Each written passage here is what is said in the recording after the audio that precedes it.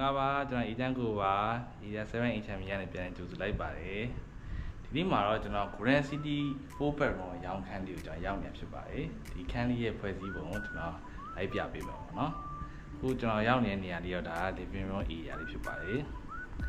living room area လေးတစ်ချက်ပြပေးမှာပေါ့နော်ဒါ living room ရဲ့ဒီဘက် dining လေးတွေပါတော့တွဲထားပြီးရယ်ဟိုနောက်မှာ kitchen ရှိရပါတော့ကျွန်တော်တစ်ခါလိုက်ပြပေးမယ်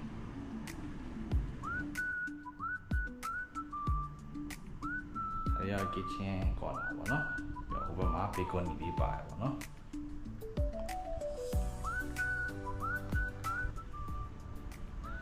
ဒီအိမ်လေးရဲ့အလှည့်ရတော့ကျွန်တော်အရှိလှည့်လေးပေါ့နော်သူက square feet 2000ရှိပြီးတော့သူက4 bedroom ခန်းလေးပေါ့နော်Grand City မှာဆိုရင်လည်းကျွန်တော်4 bedroom ခန်းလေးတွေအနေနဲ့အယောင်းလေးရှားသွားပြီပေါ့နော်ဒါတော့ရှားပါထွက်တဲ့အခန်းလေးတစ်ခါရတစ်ခုပေါ့နော်ဒီတော့ဆိုရင် common toilet ရှိရယ်ပြီးတော့အလွှာအနေနဲ့ပြောရမယ်ဆိုရင်သူက9လွှာပေါ့နော်ဒါပထမဆုံးအခန်းလေးကိုကျွန်တော်စပြပေးမယ်ပထမဆုံးအခန်းလေးအကျယ်ပေါ့နော်ဒီအခုပြရဲကျွန်တော်ဒီနေရာဆိုရင်ဒါအရှိလှဲပေါ့နော်အရှိလှဲနေရာလေးဒါပထမဆုံးအခန်းလေးပြီးသွားပြီကဲပြီးလို့ရှိရင်ကျွန်တော်ဒါဒုတိယမြောက်အခန်းလေးပေါ့နော်ဒါဒုတိယမြောက်အခန်းလေးနောက်တစ်ခန်းပြပြီမယ်ဒါနောက်တစ်ခန်းတော့ဒါ master အခန်းပေါ့နော် master အခန်းကဒီခန်းအားသာကျတော့ကျွန်တော်တို့ view ကတော့မလီယာတို့ဒီဓမ္မပလာဇာတို့စီရိုနာတို့အကုန်တွေ့ရတဲ့ view လေးပေါ့နော် view လေးကတော့လာရတာဒါ master အခန်းကျေပါဒါ master bedroom ပေါ့နော်ဒီပါ shower stand တွေပါတယ်ဒီခန်းမှာတော့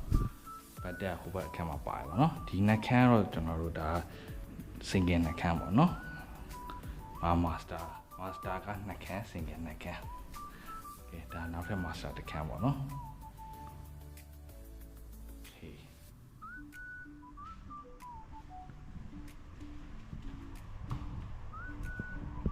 တော့ဒီ master ခန်းမှာနည်းနည်းသွားဟိုဘက်ခန်းနဲ့မတူတာဒီမှာဆိုရင်ဒီ cabinet space ကြီးထည့်ထားပြီးရပေါ့နော်ဒီ master မှာကျတော့ shower stand ရော bed ရောပါတယ်ပေါ့နော်ကဲဒါတွေကတော့ဒီ Grand City condo ရဲ့အခန်းဖွဲ့စည်းပုံလေးပေါ့နော် okay ဒီခန်းတော့ကျွန်တော်တို့အယောင်ဖွင့်ထားတဲ့ခန်းလေးပေါ့နော်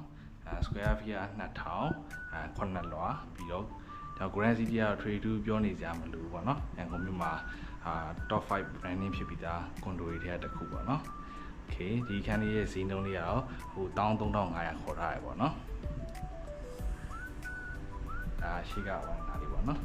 okay 13500ခေါ်ထားတယ်ဈေးကတော့ကျွန်တော် negotiation လုပ်လို့ရတယ်ဈေးညှိနှိုင်းလို့ရတယ်စိတ်ဝင်စားလို့လာကြည့်ချင်လို့ရှိရင်ကျွန်တော်တို့ area 7ကိုချိတ်ဆက်ပြီးတော့